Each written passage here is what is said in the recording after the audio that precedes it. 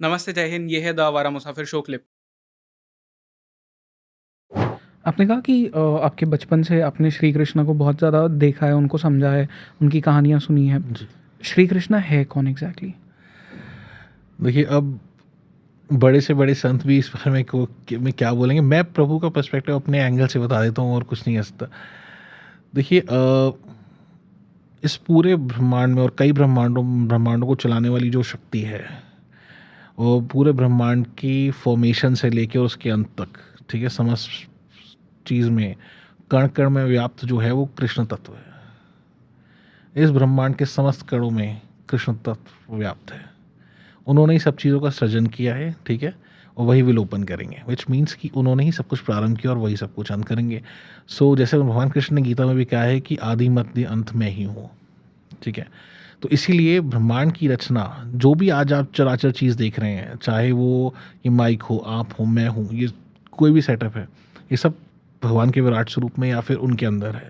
तो भगवान श्री कृष्ण जो है वो सर्वव्यापी हैं, वो हमारे प्रभु हैं। लेकिन ये देखिए, भगवान और इतना ऑलमाइटी होने के बाद भी हम उन्हें लड्डू गोपाल के रूप में पूज लेते हैं। मेरी जो वाइफ़ हैं उन हम लोगों ने घर में लड्डू गोपाल रखे हुए हैं। वो उनके ऐसी ही सेवा करती है जैसे अपने बच्चे की करती हैं, हुँ। ठीक है। नहलाना, धुलाना, कपड़े वो सब कुछ होता है। वो हैं ब्रह्मांड के राजा, लेकिन हमारे प्रेम से वो खींचे चले आते हैं। ये भगवान श्री कृष्ण है कि मैं पूरे ब्रह्मांड का राजा हूँ, ठीक है, लेकिन तुम्हारे प्रेम में मैं बन के तुम्हारे पास, पूरे ब्रह्मांड का राजा तुम्हारे पास आ जाएगा। गोपियों का जो भाव है ना, वो सबसे ऊपर भाव माना गया है। जब हम भगवान श्री कृष्ण की बात करते हैं ना कि सबसे अधिक प्रेम कौन करता है, तो उनसे व्रज की गोपियाँ प्रेम करती हैं। और ये बात कैसे साबित होती है, उसके पीछे बड़ी इंटरेस्टिंग स्टोरी है, 2 मिनट बताइए। लूँगा आपके। जी, जी। तो एक बारी जब द्वारकाधीश थे प्रभु द्वारका में, तो वहाँ पे उनको ना सर में बहुत दर्द हुआ, उनकी तबीयत बहुत ख़राब हो गई। तो नारद जी आए।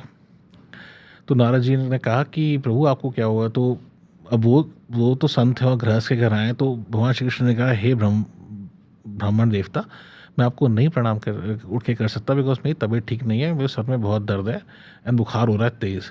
तो वो कहते कि ये तो परब्रह्म के बुखार कैसे हो रहा है, ठीक है, बिकॉज भगवान श्री कृष्ण परम ब्रह्म है, ठीक है। तो उन्होंने कहा परब्रह्म के बुखार? तो उन्होंने कहा राजवैद्य को बुला लो आप, बिकॉज वैद्य भी आपके पास एक से एक है द्वारका में। तो उन्होंने कहा जी किसी के पास नहीं है, इसका एक ही सोल्यूशन है। कहते क्या? आप मुझे बताओ, सोल्यूशन मैं दूंगा, बट कहीं भी सभी सोल्यूशन लेकर आऊँगा। तो उन्होंने कहा कि कोई भक्त मुझे अगर अपनी चरण रज दे दे, तो उसको लगा के ना मेरा जो दर्द है वो 1 मिनट में ठीक हो जाएगा, ठीक है। अब इसको लेके वो सबसे पहले सारी रानियों के पास गया कि अपनी चरण रज दो, ठीक है। रानियों ने मना कर दिया कि हम नहीं देंगे, बिकॉज चरण रज हमारे प्रभु हैं, हम इनकी पूजा करते हैं, और अपने प्रभु अपने पैर की धूल कैसे लगाते हैं प्रभु के माथे पर। तो लोक में गए, महादेव के पास गए, ब्रह्मा जी के पास गए, सब जगह गए, ठीक है। वापस आए तो उन्होंने कहा प्रभु किसी ने नहीं दी। तो उन्होंने कहा नारद जी आप व्रजभूमि गए थे, अब वृंदावन गए? तो उन्होंने कहा नहीं, वहाँ नहीं गया। कहते एक बार वहाँ जाइए। तो वहाँ गोपियाँ जो थी वो यमुना जी के किनारे पे बैठ के भगवान श्री कृष्ण का भजन कर रही थी। तो नारद जी आए तो सबने उनको प्रणाम किया, बिकॉज सबको पता है नारद जी कौन है। तो नारद जी ने कहा देखिए ऐसे ऐसे समस्या हो गई है, हमारे प्रभु बीमार हो गए हैं, तो उनको चरण रज की चाहिए। सबकी सब ने अपने चरण रज खूब पानी में गीले करे, फिर रगड़े, फिर खट्टा किया, फिर इकट्ठा किया, बहुत सारी रज करके नारद जी को दे दी। तो नारद जी ने कहा कि आपको नरक में गिरने का या वो सब का वो भय नहीं है? तो उन्होंने कहा नहीं, क्योंकि हमें अगर हमारे प्रभु के सर में दर्द है तो हमारे लिए वो ही नरक के समान है। हम 100 जन्म भी नरक में रह लेंगे, लेकिन हमारे प्रभु को अगर 5 मिनट के लिए भी सर में दर्द है ना, तो वो हमसे बर्दाश्त नहीं होगा। तो व्रज की गोपियों का जो भाव है ना भगवान श्री कृष्ण की तरफ, वो सर्वप्रथम और सबसे ऊपर है, क्योंकि इस चीज़ से उन्होंने प्रूव कर दिया कि मैं प्रेम में कैसे बंधा हूँ, ठीक है, मैं प्रेम के पाश में कैसे बंधा हूँ। कि उन्होंने प्रेम पाश में क्या होता है, तेरे मेरे का फ़र्क नहीं है, अब हम बराबर हैं। तो इसलिए भगवान श्री कृष्ण के पास वो एबिलिटी है कि वो आपको अपनी ओर खींच लेते हैं, करेक्ट। ठीक है। इसीलिए मीराबाई इतना ज़्यादा उनसे प्रेम करती थी। मीराबाई की भी बहुत ज़बरदस्त बैक स्टोरी।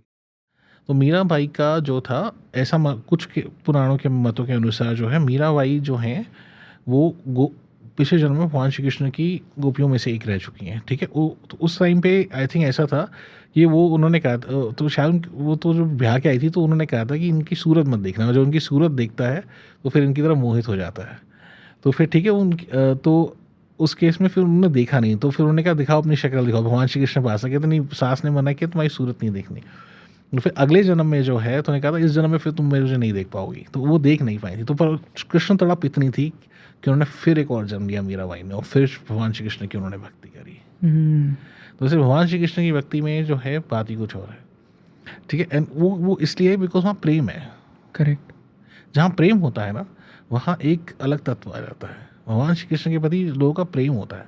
अब जैसे जो जब भगवान श्री कृष्ण छोटे हैं तो वो चुल्लू भर छाछ के लिए भी डांस कर लेंगे। तो यहाँ पे बहुत बड़े बड़े संतों ने कहा है कि देखो पर ब्रह्म जो है, जिसने पूरे ब्रह्मांड की रचना करी है, वो चुल्लू भर छाछ के लिए नाच रहा है गोपियों के सामने। और गोपी कौन है? गोपी सारे ये ऋषि महर्षि हैं जिन्होंने कई कल्प तपस्या करी है।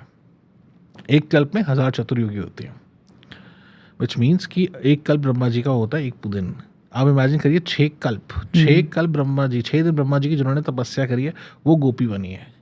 इसलिए जो कह देते हैं ना आराम से कि ये तो कन्हैया और गोपिया, जो हम स्लैंग में मजाक में कहते हैं, गोपी का तत्व लोगों को पता नहीं है। गोपी तत्व बहुत ऊंचा तत्व है। कई कल्प तपस्या करके वो गोपी बनी है ताकि भगवान श्री कृष्ण के साथ वो लीला कर सके। इसलिए प्रभु जो है इसलिए भगवान श्री कृष्ण जो हैं वो जो है सबके, इसलिए मुझे भी तो खैर बचपन से ही हमारे थे, हमारे पिताजी की वजह से। लेकिन फिर पिताजी तो खैर हमारे कथावाचक भी हैं, तो वो श्रीमद् भागवती कथा भी करते हैं। ओके। तो इसलिए फिर उन्हीं से हमने सब कुछ सीखा, उन्हीं ज्योतिष भी मैंने उन्हीं से सीखा है सारा। तो इसलिए फिर तो श्री कृष्ण को लेके कोई रेमेडीज़ होती है एस्ट्रोलॉजी में? देखिए श्री कृष्ण तो वैसे सब रेमेडीज से परे, लेकिन अगर आप जैसे मैं बता दूँ, जैसे इसकी ना वास्तु रेमेडीज भी हो जाती हैं। तो जैसे अगर आपको लग रहा है कि साउथ में आपकी इशू है, तो गोवर्धन पर्वत जो ठाकुर जी ने उठा रखा है उसको आप, वो जो इमेज है वो आप अपने साउथ में लगा सकते हैं, क्योंकि आपको साउथ को एलिवेट करना होता है, हाइट करना होता है। पृथ्वी तत्व है वो वाला, ठीक है। लड्डू गोपाल हैं, छोटे से हैं, तो आप उनको नॉर्थ ईस्ट में रखिए, ईशान कोण में, तो वो एक रेमेडी है। उसके बाद जो है भगवान श्री कृष्ण या नारायण जो हैं वो सूर्य और बृहस्पति को रिप्रेजेंट करते हैं चार्ट में, और बुध को भी। भगवान श्री कृष्ण की पूजा से बुध भी ठीक होता है। तो भगवान श्री कृष्ण को अगर आप पान का भोग लगाते हैं या अगर आप मिठाइयों का भोग लगाते हैं, वैसे तो प्रभु के साथ जो आप रेमेडी करते हैं वो जो आप चीज़ अर्पण करोगे, जिस प्लैनेट की वो चीज़ होगी वो ठीक हो जाएगी। लेकिन सूर्य और आपका बुध और आपका बृहस्पति, जो 3 प्लैनेट से भगवान श्री कृष्ण की पूजा से एकदम से ठीक हो जाते हैं। तो ये बेस्ट है। तो जिसकी सूर्य की महादशा चल रही हो या बृहस्पति की महादशा चल रही हो, उनको भगवान श्री कृष्ण की आराधना डेफिनेटली करनी चाहिए। ओके। जी। एंड पता कैसे चलता है कि महादशा चल रही है किसी एक प्लैनेट की?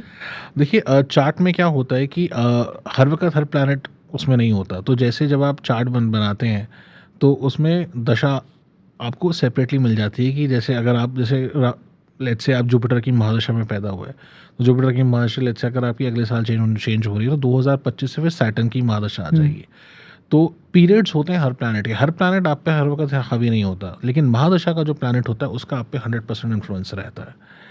महादशा का और साढ़े सती का, इन दो का आप पे 100% इन्फ्लुएंस एग्जर्ट होता है। ओके। तो लेट्स से अगर किसी की जुपिटर की महादशा अगले साल खत्म हो जाए, उसके बाद सैटर्न की आएगी उसकी, ठीक है। 19 साल का पीरियड सैटर्न का है। सैटर्न के बाद जो है फिर मरकरी की आती है। तो ऐसे ऐसे हर एक प्लैनेट की दशा महादशा आपकी आ जाती है। बेस्ट ये रहता है कि आपके जो फेवरेबल प्लैनेट्स हो उनकी अगर महादशा आती है आपके पीक टाइम्स में, तो इंसान राइज करता है, ठीक है। नहीं है तो फिर आपको रेमेडीज़ के साथ या फिर जो है आपको अपने दिनचर्या सुधारने के बाद से वो आगे जाने का मौका मिलेगा।